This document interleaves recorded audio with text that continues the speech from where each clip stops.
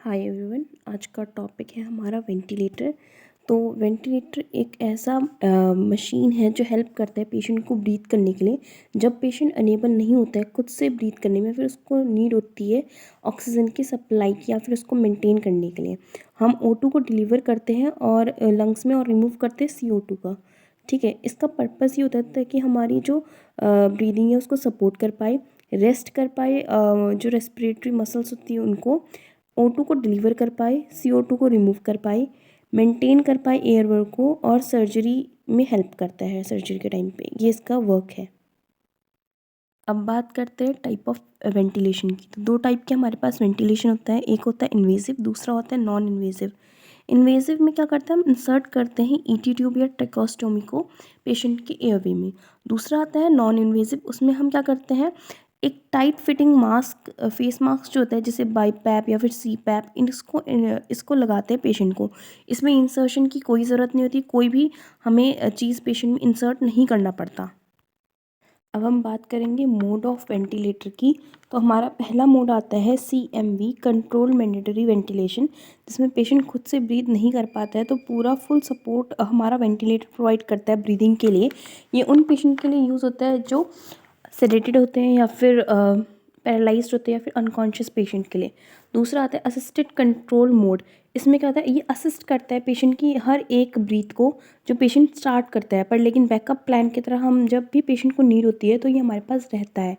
फिर आता है SIMV हमारा होता है सिंक्रोनाइज्ड इंटरमिटेंट मैंडेटरी वेंटिलेशन, जिसमें हम पेशेंट को मैंडेटरी ब्रेथ देते हैं एक सेट ऑफ इंटरवल्स के लिए, जो कि हमें अलाउ करता है पेशेंट को टेक करने में extra breath on their own in between, जो वो खुद से ब्रेथ भी कर पाए और उसके साथ साथ मैंडेटरी जो भी ब्रीदिंग होती है वो प्रोवाइड कर पाए सेट ऑफ इंटरवल्स पे।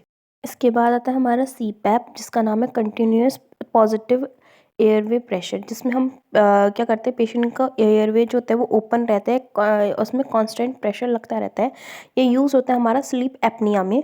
उसके बाद आता है हमारा BiPAP, by level positive airway pressure, जिसमें हम 2 लेवल्स ऑफ प्रेशर प्रोवाइड करते हैं। एक हाइयर लेवल होता है ड्यूरिंग इनहेलेशन और लोअर लेवल होता है ड्यूरिंग एक्सहेलेशन।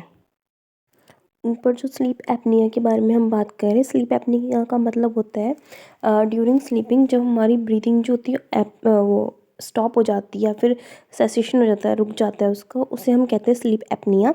और जो बाई लेवल वाला है उसमें हमने देखा कि इनहेलेशन और एक्सहेलेशन पे फोर्स लग रहा है, पर एक में ज़्यादा लग रहा है और एक में कम लग रहा है। उसके बाद हमारा प्रेशर सपोर्ट वेंटिलेशन PSV, जहाँ पर पेशेंट क्या करता है, इनिशिएट करता है ब्रेथ को और वेंटिलेटर उसकी ब्रेथ को सपोर्ट करता है, उसको एक्स्ट्रा प्रेशर प्रोवाइड करता है। नेक्स्ट हम पढ़ेंगे अपने की वेंटिलेटर सेटिंग्स के बारे में।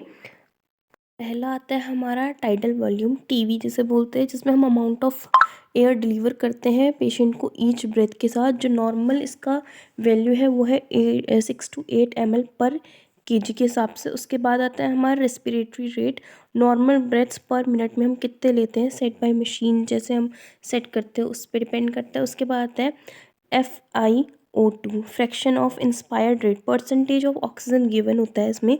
यूजुअली हम 21% रखते हैं रूम एयर में और 200% जाता है, 21 to 100% होता है। ठीक है, उसके बाद आता है अलार्म्स, जो कि हम वेंटिलेटर में सेट करते हैं। जैसे हाई अलार्म प्रेशर में क्या होता है कि पेशेंट कफिंग होती है उसको, या फिर म्यूकस प्लग हो जाता है, या फिर बाइटिंग ट्यूब हो जाती है, या फिर किंग्ड ट्यूब हो जाता है, यानी ट्यूब जो है मुड़ जाती है या फिर कर्व आ जाता है उसमें तब। ठीक है, उसके बाद है लो प्रेशर अलार्म, जब डिस्कनेक्शन होने लगता है या फिर एयर लीक होने लगती है या फिर ट्यूब पुल्ड आउट हो जाता है, बाहर को निकल जाता है, तब हमें ये अलार्म सुनने को मिलता है।